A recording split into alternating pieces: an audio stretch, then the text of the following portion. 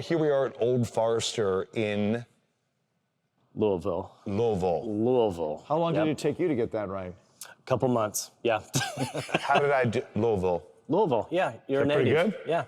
It only took, what, a month? How long have we been here?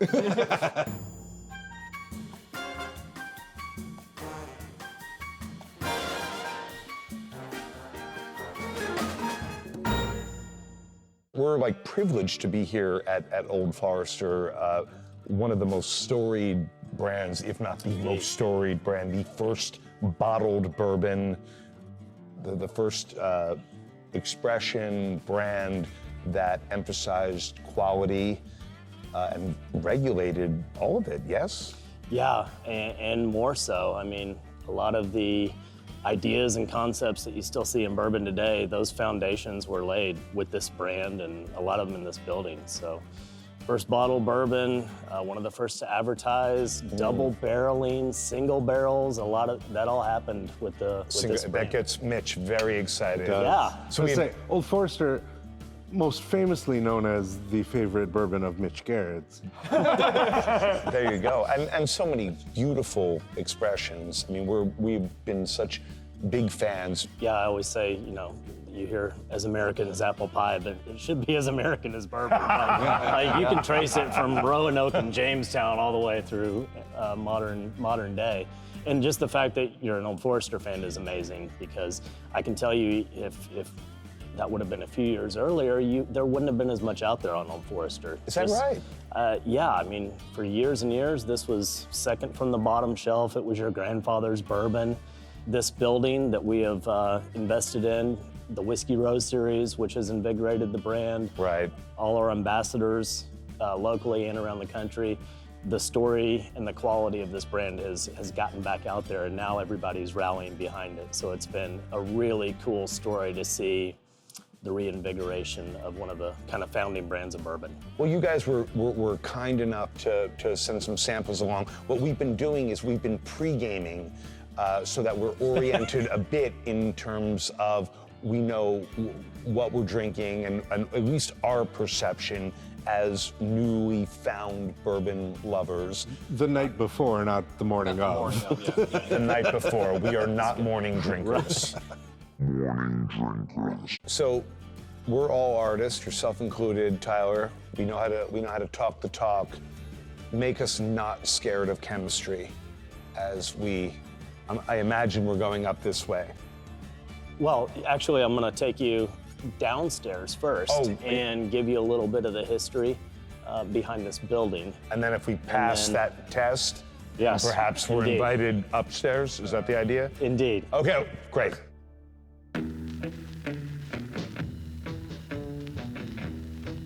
There's some cool stuff just on your way down here. The top left bottle, that's the oldest bottle of Old Forester we have on hand. That is 1891. That is still hand-blown glass. You can see the neck isn't exactly straight. But whose is, Chris? Tyler, I have a question. If we were to open that, would it taste any good? Well, that one's unfortunately empty, but the 1912, circa 1910, 1912 next to it, that has never been opened. You can see that cork still intact. But is that Tyler, is that really like a myth? Like, oh no, it never goes, like surely. It depends on how it's kept. 100 years old, but it's got a cork in there, correct? Correct. Theoretically, if, you know, wherever it was, if the heat never went out, right. You know, over a winter time, or the AC never went out over the summer, it's kept someone's basement. Right. The cork never deteriorates where it loses too much to evaporation. You can see the liquid still nice and clear. Right. Should be fine. Just like the day it went into the bottle. Tyler, we'll take 4 of those. Just put it on. Put it on your tab. No, his tab. No, Chris. Yeah. Chris has got it. Oh, that's right. So right here, this is what, when you went to the pharmacy, this is what they would prescribe during Prohibition for your nerves. Correct. Or whatever. Sleeplessness. My all-time favorite was the great hangnail epidemic of the 1920s. Got it. Yeah. Got it. Had to make sure it wasn't infected, right? That's right. Yeah. Oh, yes. Here's some whiskey. And this is what you would get from the store. Yeah, a pint was the biggest bottle you could get back in those days. So my question is this: how easy was it to get a bottle of whiskey? You're saying it was, quite frankly, right? If we're talking about a hangnail, anxiety, whatever the case might be, to get a prescription for whiskey, not exceedingly difficult. It wasn't exceedingly difficult. You did pay for it, however. So you could get a prescription every 10 days for your ailments, whatever those might be. 2 tablespoons 3 times a day, I think, was got it. What you were prescribed. Right, got it. But it would run you $2 to $3 at the time, which is $40 to $50 in today's money. Wow. And that's for a pint of whiskey. Wow. So now you had your bottle. Most people would probably cure themselves and then continue to fill that bottle with whatever they could find out on the streets. I mean, very little of Prohibition was ever enforced, I understand, right? But, of course. But you had your prescription, you had your tax-stamped bottle. I would love to be cured today. But think about that, yeah, if you had the bottle. I really would love to be cured. This is kind of where the story starts. This is a fully functional distillery. We are making Old Forester in the heart of downtown Louisville. It's only about 8% of our annual production. So the vast majority takes place at our Brown-Forman distillery, which is about 7 miles from here. But that location, we built it in 1933, just after Prohibition. Wow. So it was never designed for tours. It's old, ugly, and dangerous, and steel toes and hard hats, all that. Kind of like Dan. But the amazing thing, this brand arguably has like the best story in all of bourbon. But up until 5 years ago, we never had a place to share that story. So that's the function that this building serves. The facades out front are actually original. Those date to 1857.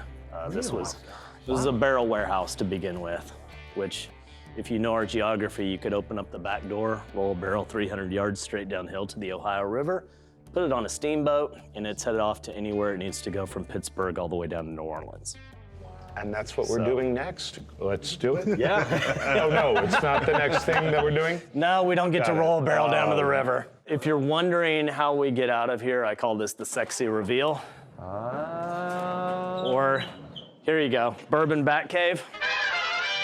There we go. Right? Now you're speaking my Mitch, language. why don't you go right ahead? Gentlemen, please. Yep, you guys go.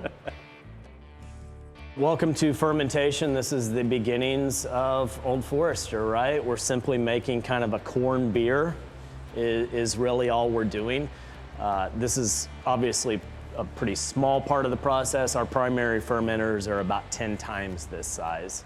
But this is where it all starts. And I would say the yeast that are active in here right now are also one of my favorite stories in bourbon. I can't tell you that this is our pre-Prohibition yeast strain. I can't tell you that it's one of the oldest in the industry. I can tell you that we can date it to at least 1930. Wow. Crazy story.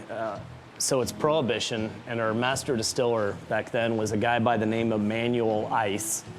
Cool name. Yeah. But he's working at a grocery store.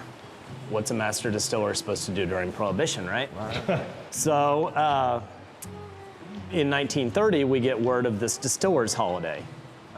And Owsley Brown, our founder's son, he's taken over the reins at that point. He goes and finds Manuel, and he's like, drop the apron, grab your stuff, we're back. And so they go out to the old Mattingly distillery. You think the yeast strain is still here? And he was like, well, theoretically, it should be in some form or fashion. So what they did is they put out 12 buckets of unfermented mash in different areas around the distillery. They come back 2 days later. It's inoculated, it's fermenting, and they start to taste it and smell it, which you're welcome to do. If you got that whiff when you came in here, our yeast strain is known for that rich. You do not have to tell me twice, Tyler. Our yeast strain is known for that rich banana bread, apple pear flavor and aroma. Oh, wow, yeah. And so they're tasting these buckets, and not it. They find 2 buckets that bananas, apples, pears. They just left it. It's like, left the buckets exposed to the elements in the distillery, and that was enough to get the yeast strain into them. Correct. Yeast are everywhere. Got it. If you just give them a chance, they'll they'll get in there and do their thing. I have a lot in common with yeast. I feel. I've always said that. So, you know, in any event, they find these 2 buckets, and he's like, you know, that's got to be our yeast strain, or it's as close as we're going to get. So those are the 2 buckets that they isolated back in 1930. That yeast strain carried us forward all the way through the 70s. Technology gets a little better. We're able to incorporate more rye into our mash bill, make some tweaks and adjustments. So this strain that you're seeing in here was isolated in 1978. How deep would you say this container is? It goes down about 10, 15 feet. But for perspective, this is 4,500 gallons, right? Our primary fermenters are 10 times this size. Got it. There's 10 times the size 42,000 gallons. They're almost the size of this room. I feel like Tilted there's on its a end. very weird, there's like a very particular bourbon niche where they offer the chance to sit like a hot tub in one of these. but that's, Unfortunately, you would choke on CO2, but yeah. oh yeah, see. Yeah, Still, O2. there's a way that we could work it. We could work it with tanks. Anyway. like a spa. Yeah. Yeah, just sit and corn I beer. know, you know there are people who are like, that's what they want to do. Oh, I'd love to. Are you serious? Yeah. Yeah. All right, let's move on. Cool. Great. This is where it really becomes Willy Wonka, is the elevator. I'm scared. And you'll see why momentarily. So the first thing you're gonna see going up is the copper pot doubler, which is the second phase of distillation. Yep. Wow. And you are now on the backside of our 44-foot tall copper column still. Wow, look at that thing. Affectionately nicknamed Big Penny. Big Penny. She's full of copper, right? My first wife's name was Big Penny.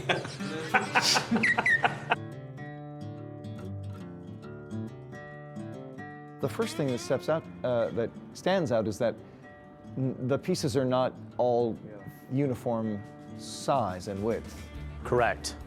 But that's actually a good thing, because you can't make a barrel out of all bung staves, right? You'd only have 15, 20 staves in a barrel. You can't make them out of all skinny small staves. It has to have balance. So that's what our coopers start with. It's roughly 29 to 33 staves at a time. This is the one part of the process you still can't automate. This is all still done by hand, but our big cooperage a few miles from here, those workers raise at least 300 barrels per person per shift. That's your quota. Takes them about 45 seconds to raise a barrel, and then they just grab another iron and they start all over again. Wow. What they'll do is they'll draw it in with that steel lasso up top, and at that point they turn it upside down. So this is a raised barrel that looks like a lampshade almost at that point. You've got to draw on the other side, right? So the windlass machine there, it's a heating element that dunks down inside the center of the barrel. They'll spray a little water. Heat and water create steam, making that very hard wood more pliable and flexible.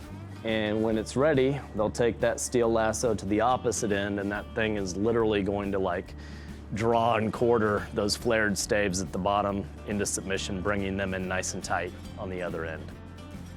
So at that point, you've got a classic barrel shape, skinny tapered edges, wide belly bulge in the middle. And we're ready for the next part of the process. It starts with seasoning. We'll rest our wood out in the elements for 6 to 9 months. Microbes get inside the wood, begin the process of degradation. Can I touch the wood? Yeah, creating esters as, you know, fruity and floral notes inside the wood as that occurs. But we're also leaching out acids and tannins out of the wood. So much so that this stuff sits on 3 feet of crushed limestone, which neutralizes all the acid that flows out of the wood over that 6 to 9 month period. But that lends us a nice sweet wood that's going to introduce a lot of the beautiful confectionery notes that you're looking for, Right. without a lot of the raw, green, astringent, tannic notes that you don't want in your whiskey. Sure. But at any given time, we have millions of dollars worth of wood just sitting outside doing nothing. That's the imagine. investment we're making. Wow. The second differentiating factor, and this is what really separates our barrels. This is technology that we pioneered in the industry back in the early 90s. We were more heavily invested in wine back in those days. in Fetzer, we buy Sonoma-Cutrer. By the way, wine doesn't use charred barrels, right? Right. You'd end up with a brown or an orange Chardonnay. Nobody wants that. But they do toast barrels. You want a little of that caramel vanilla influence in certain white wines. It goes a long ways towards rounding out, softening out the edges of your red wines. So we decided, why not combine those two processes? Get as much sugar utilization out of that wood as possible. Because frankly, that's all wood is. A barrel is a giant sugar sculpture. So I'm gonna hit this button, which is going to blow the place up. You're gonna char a barrel. I'm gonna char a barrel. You're gonna char a barrel. I can't wait. You gotta caramelize those sugars. This is required by law, right? It's required Charred by new law, oak and who container. am I to defy the law? Exactly. Right? Exactly. Hit that green button for us. So now we use a very direct heat. Wow.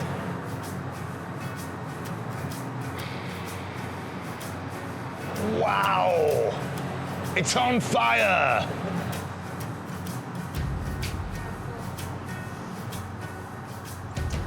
In short, we just made wood creme brulee, right? Yeah. Right, So we sure. toasted the sugars. On the surface now, you have a thin, crispy layer of charred sugar. Acts as a filter, introduces a lot of color.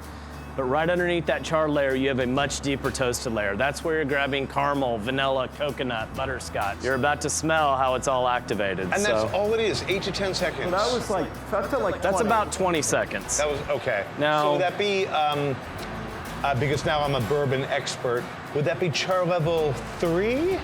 That would be between a 1 and a 2. Now, safety first, and Yes. you're gonna get the results of this. This is great. I was going to ask how many pounds that was. I thought he was going to heave it up there. Yeah. Here, hug it and take it off. How many pounds would you say that is on its own? This is 100 pounds. I can do that. At least, yeah. So do yourselves a favor, come over here. Wow. That's fascinating. Sure.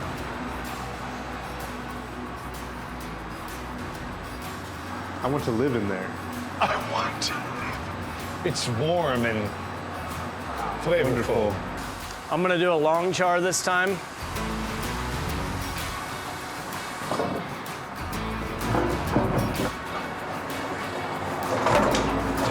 What I would love to do is role play. I'm the master distiller, and I demand, Tyler, that is char level 4. Tyler, is this button really connected to that? It is. Okay. It is. Okay. So you're in control. Right. You're actually gonna char a barrel. It's time to char it now. So I would, well, you know what? we've I toasted. I want the bourbon Oh, yeah, brigade four hands. to be 4 hands. on the count of 3. 1, 2, 3. That was so satisfying.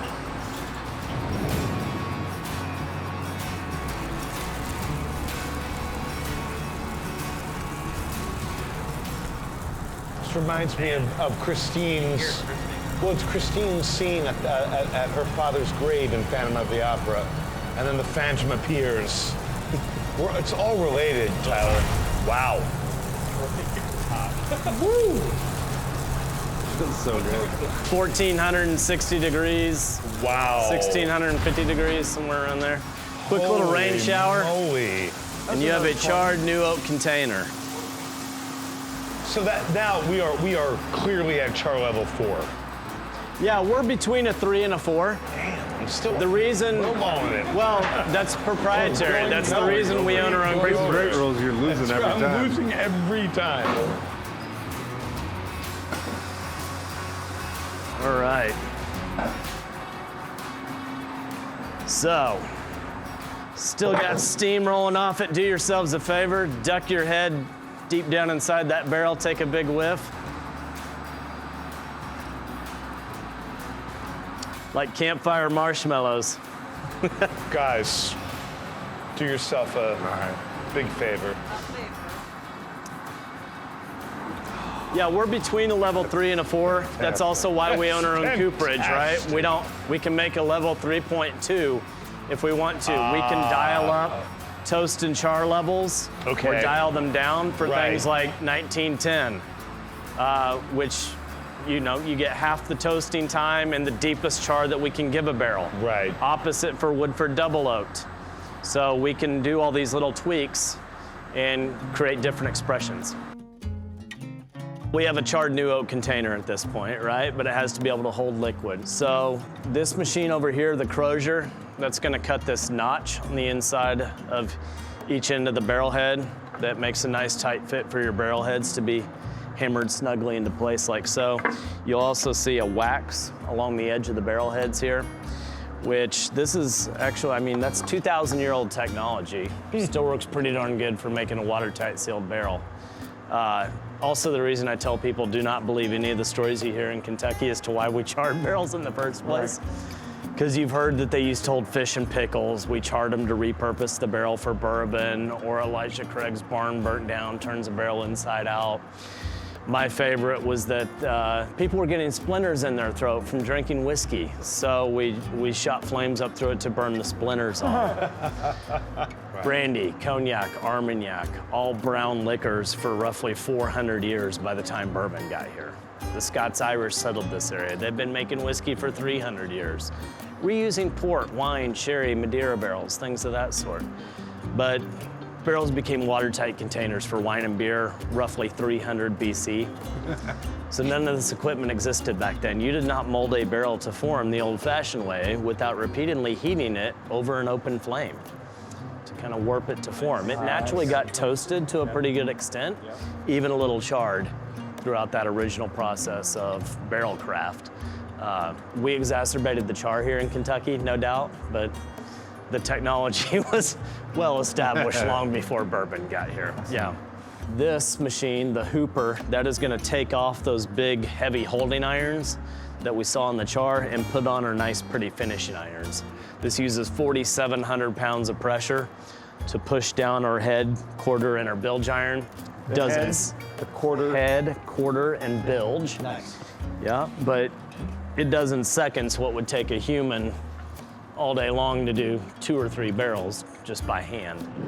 All right, so this barrel, it's finished.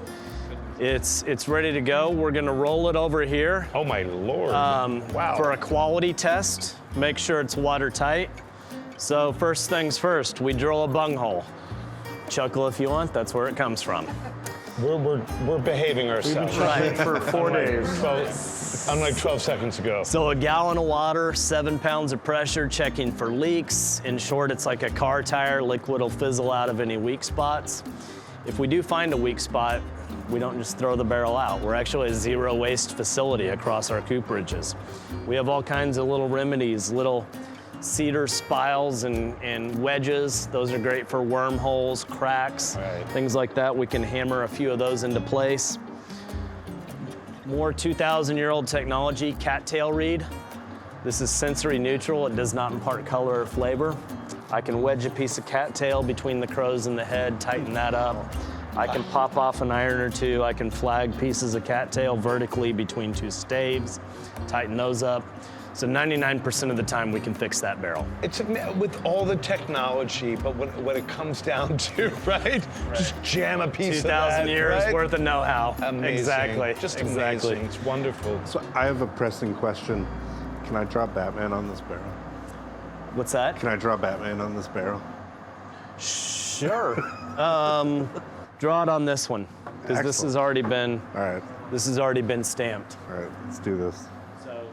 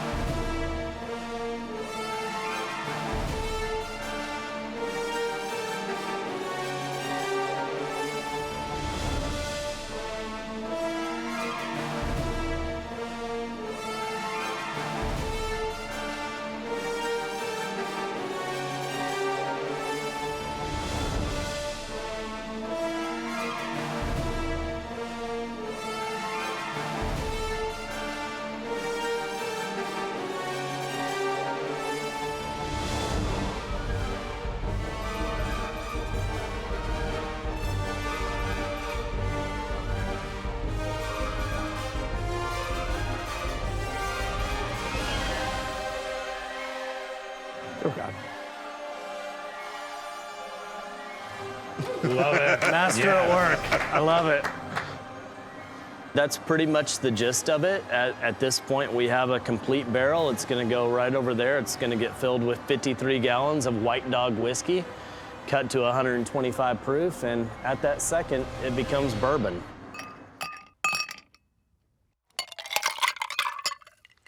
On the next USOB. I love how you have made the functionality and the hospitality, how you've merged the two experiences together. So this is my favorite part.